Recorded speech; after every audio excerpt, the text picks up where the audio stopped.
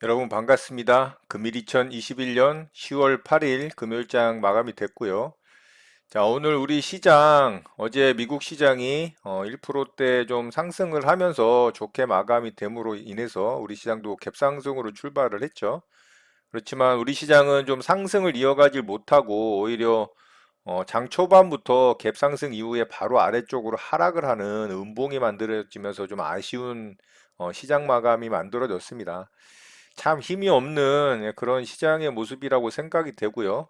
오늘 중국 시장 같은 경우도 개장을 했는데, 뭐 중국 시장도 플러스고, 그 홍콩 지수, 항생 지수도 다 플러스로 마감이 됐죠. 그리고 니케이도 플러스로 마감이 됐는데, 유독 우리 시장만 정말 힘을 못 쓰는 그런 모습을 보여서 좀 아쉬운 그런 시장 마감이었습니다. 자, 오늘 시장 특징주 짧게 살펴보고 바로 우리 시장 살펴보도록 하겠습니다.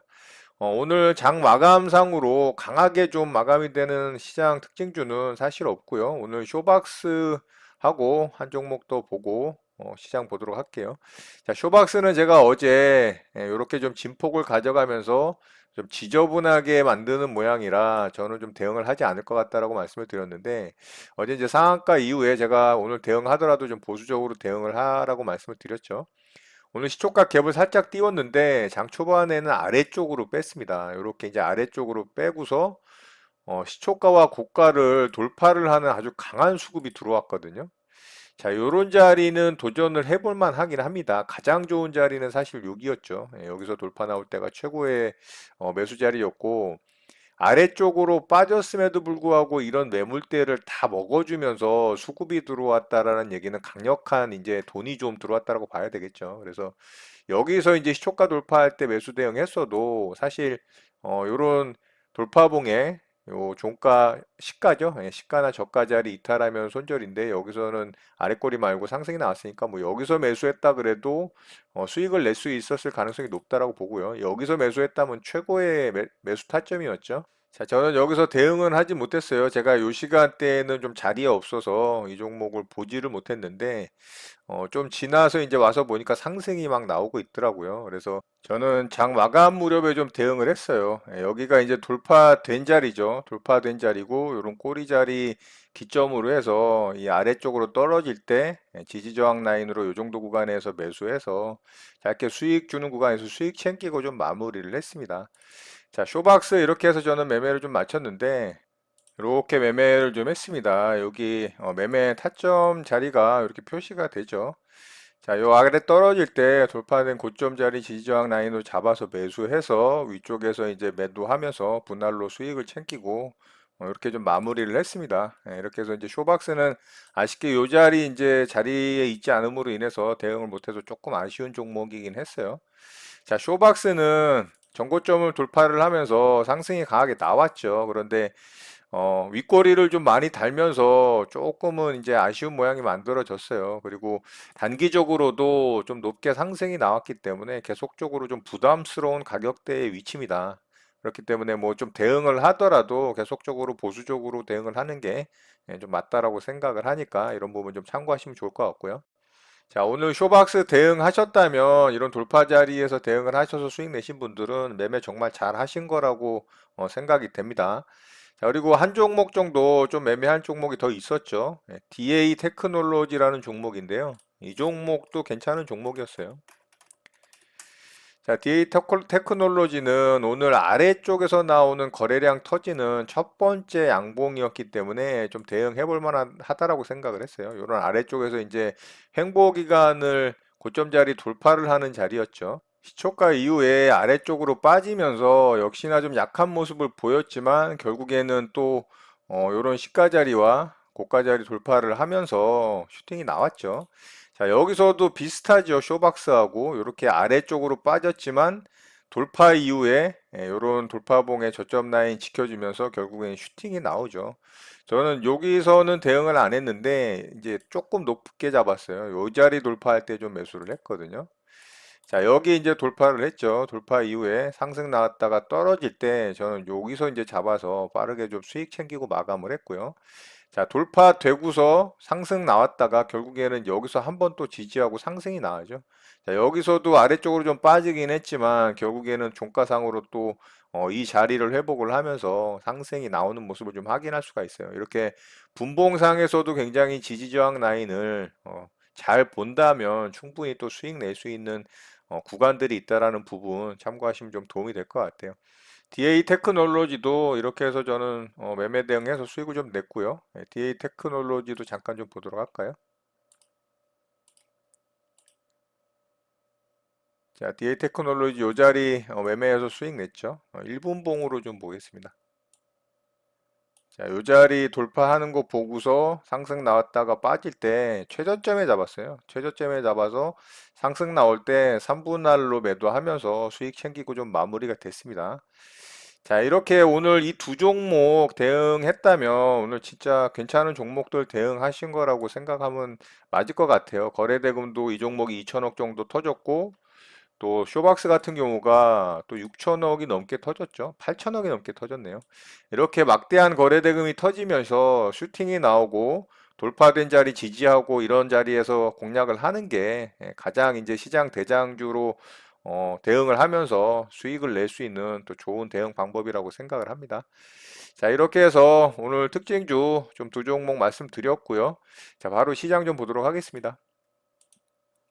자, 우리 시장은 제가 어제 말씀드렸던 자리까지 반등을 하지를 못했어요. 갭 구간 자리 좀 양봉으로 강하게 슈팅이 나와준다라면 최소한 그저께 만들어졌던 이 음봉을 다 잡아먹는 좀 양봉이 만들어지면 좋을 거라고 말씀을 드렸는데 5일선도 완벽하게 회복을 하지 못하는 음봉 캔들이 만들어져서 아직까지도 좀 안심할 수 있는 그런 확실한 반등의 구간을 좀 마련을 하지 못하고 있습니다.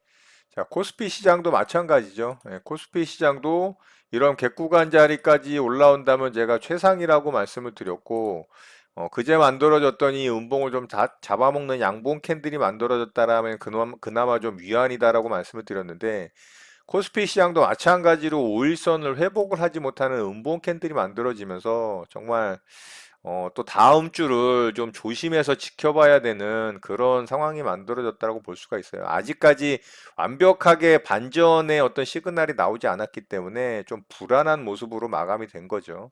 자, 이런 부분들이 굉장히 아쉽습니다.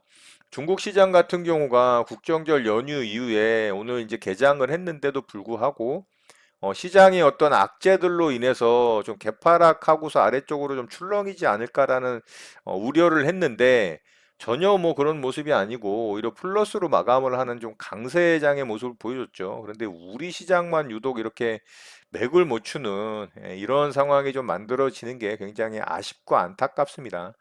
자, 다른 이유는 없어요. 다른 이유는 없고 지속적으로 말씀드렸던 악재들이 있고 그것들이 좀 해소되지 않은 부분 다만 부채 한도 협상에 대한 부분이 연기가 되면서 이제 악재 해소 뉴스로 작용을 하고 호재 뉴스로 좀 작용을 하면서 미국 시장이 반등을 강하게 해줬죠. 그런데 어제 부채 한도를 늘리는 방법을 택하면서 오히려 또 그게 또 호재로 작용을 하고 시장에 긍정적인 역할을 해줬어요. 그래서 미국 시장이 어제 또 좋게 마감이 됐던 거고요. 자, 그럼에도 불구하고 우리 시장은 외국인의 매도세가 지속이 되면서 거기다 아주 금융 투자가 아주 또 찬물을 끼얹는 진짜 개관의 짓을 했죠. 정말 좀 짜증이 납니다. 이 금융 투자는 정말 이 단기 투자를 대놓고 하는 좀 짜증나는 수급 주체로 저는 생각을 해서 아주 제가 좀 싫어하는 그런 수급 주체거든요. 어쨌든 코스닥 시장도 외국인과 이 기관 중에 또 금융 투자가 아주 매물을 쏟아내면서 시장을 좀 악화시키는 역할을 했다라고 봐야 되겠죠. 자, 외국인은 이해가 됩니다. 왜냐하면은 이 환율이 오늘도 또 신고가 경신을 했습니다. 자, 환율이 이렇게 계속 고가를 뚫고 올라가니까 뭐 외국인의 수급은 들어오기가 힘들다라고 봐야 됩니다. 그래서 지금은 환율이 굉장히 중요한 변수로 좀 봐야 됩니다. 왜냐하면 환율이 지난 이제 월봉상의 어떤 이 차트의 모습을 보자면 종가상으로 1250원을 돌파를 한 적이 한 번도 없습니다. 최근 한 10년간의 어떤 데이터를 봤을 때. 자, 오늘 종가상으로 1194.6원에 마감이 됐어요. 이제 1200원을 코앞에 두고 있죠. 물론 개인적으로 뭐 1200원을 조금 돌파를 할 수 있을 가능성은 있을지 몰라도 1250원까지 가지 않을 거라고 생각을 합니다만 추세가 우상향하는 이 상승 추세에 있기 때문에 이 환율이 굉장히 중요한 변수로 또 작용할 수가 있어요. 환율이 빨리 하락을 하고 어느 정도 하락 반전을 하고 한 1170원 이하, 1150원대까지 좀 떨어져야 우리 시장이 강한 반등을 좀 할 수 있는 여건이 마련된다라고 볼 수가 있습니다. 그래야 외국인의 수급도 강하게 들어오면서 시장 반등에 좀 힘을 실어줄 수 있는 그런 상황이 만들어질 수가 있다라는 거죠. 우리 시장은 지금까지 나온 악재들은 어쨌든 시장에 다 반영이 됐기 때문에 그게 뭐 발목을 잡고 있는 부분은 조금 있지만 어쨌든 반등을 강하게 해줄 수 있는 상황이 만들어져야 되는데 이 환율 부분이 그 부분을 지금 억누르고 있는 가장 큰 요인이 돼버린 거죠. 예, 그래서 환율이 가장 지금은 중요한 이 변수 중에 또 요소 중에 하나라고 좀 생각이 되고요. 그래서 환율이 어느 정도 좀 하락하고 안정이 됐을 때 우리 시장이 최소한 여기 이제 무너진 저점 라인 대략 3,000포인트라는 아주 의미 있는 이 구간까지라도 좀 반등을 할 수 있는 가능성이 있다. 이렇게 생각이 됩니다. 자, 어쨌든 우리 시장은 지속적으로 좀 약한 모습을 보이고 있는 게 조금 아쉽고요. 다음 주에는 이런 여러 가지 것들이 좀 좋은 모습을 보여주면서 강한 반등을 해주는 우리 시장이 좀 만들어지길 기대를 해봅니다. 자, 다음 주 월요일이 대체 휴일로 또 2박 3일간의 연휴 기간으로 들어갔죠. 연휴 기간에 뭐 또 재미있게 보내실 분들 많이 있을 거라고 생각이 되는데, 코로나 조심하시고 행복한 연휴 잘 보내시고 에너지 충전 꽉꽉 하시기 바라겠습니다. 자, 오늘 내용은 이것으로 마치도록 하겠습니다. 오늘 하루도 마무리 잘 하시고요. 늘 행복하시기 바랍니다. 여러분의 구독과 좋아요는 언제나 영상 제작에 큰 힘이 됩니다. 감사합니다. JJ 리더였습니다.